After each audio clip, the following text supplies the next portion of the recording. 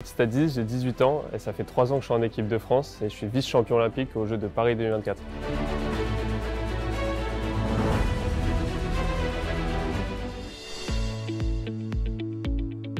J'ai commencé le tir à l'arc parce que c'était sur le forum de ma ville, il y avait pas mal de sports et j'en trouvais pas forcément un qui me plaisait. J'ai essayé le tir à l'arc parce que fallait que je me fasse mon propre avis sur ce sport qui est un peu méconnu.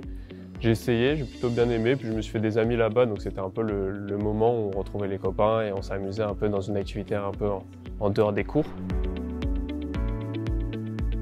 J'ai commencé à progresser petit à petit, faire des compétitions et c'est là aussi j'ai découvert l'aspect très unique de ce sport sur le côté mental, sur le côté j'arrive sur des qualifications, il n'y a que mon arc, ma cible et moi. C'est pas un adversaire direct comme au tennis, au ping-pong ou autre. Je suis centré sur moi, j'ai envie d'avoir la meilleure technique et après le reste c'est pas forcément d'arriver sur un tatami et de battre l'adversaire, c'est d'arriver en compétition et de faire comme je sais faire. Donc c'est un combat contre moi-même, un combat mental et puis en match c'est à peu près pareil, donc j'ai bien aimé ce côté-là.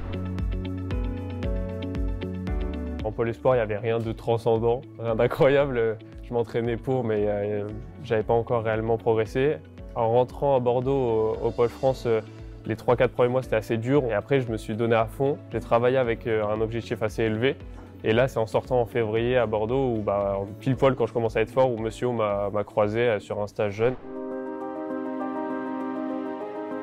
2024, c'était pas du tout dans le viseur. Sans Monsieur, je pense rien ne se débloquait parce que moi j'avais beaucoup travaillé avec Jérôme qui était mon entraîneur à Bordeaux, j'avais élevé mon niveau plus que ce qu'on l'imaginait mais je me voyais déjà un peu stagné entre guillemets. Alors que là Monsieur il est arrivé, il a fait exploser la chose quoi. Il a dit on a 2 ans, une nouvelle technique mais je me la suis plutôt bien appropriée, ça restait dans mes valeurs et dans ce que je ressentais dans le tir à l'arc.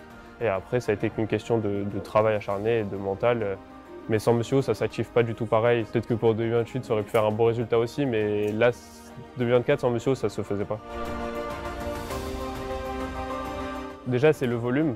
Quand je suis arrivé ici, moi, c'est ce que j'imaginais en fait. Je pensais que c'était ça, c'était toute la journée, ça tirait. Alors qu'en fait, pas beaucoup, parce qu'il n'y avait pas beaucoup d'aménagement où les archers se contentaient de 200 flèches par jour. Et Monsieur arrivé a dit c'est minimum 400 ou 500 dans des pics à 600 l'hiver. Donc, il a amené tout cet aspect technique qu'il y a déjà autour sur le côté relâchement. Et après, ça a été de la rigueur. On veut que chaque flèche soit parfaite le plus possible. On ne se contente pas de là c'était à peu près bien. Non, on veut l'excellence sur chaque flèche. Donc il apporte cette rigueur-là aussi, cette finesse. Quand on a 3 archers en individuel dans le top 20 mondial, on ne comprenait pas pourquoi par équipe on n'arrivait pas à passer des tours, quoi. Et ça a été un peu le déclic au championnat d'Europe où on fait champion d'Europe. La Coupe du Monde juste après, on fait 2e. Et là, on se dit pour les Jeux, ça peut le faire. Mais on n'est pas forcément trop confiant parce que c'est tout nouveau. Moi, c'était ma première arène au jeu, c'est le par équipe, donc je ne savais pas comment j'allais réagir. On n'est pas forcément serein, mais on sent qu'à l'entraînement, surtout les 2-3 jours avant les Jeux, on faisait des très grosses performances, donc on se dit « Ok, là, il va falloir tout donner, mais on peut ». C'est une après-midi hors du temps, quoi. Tout se passe bien, tout déroule, on ne comprend pas trop ce qui se passe, on est content parce qu'on gagne le quart, mais on doit de nouveau se concentrer pour la demi. On est content parce qu'on gagne la demi, mais on a encore un match à jouer, puis on finit sur une défaite, donc il y a l'esprit compétiteur qui se dit bon on a perdu avant de se dire regarde tout ce qu'on a fait, on se dit d'abord on vient de perdre notre match et puis après on se regarde, on comprend ce qui vient de se passer, on comprend que cet après-midi est un peu spécial et après c'est juste du plaisir sur ce podium.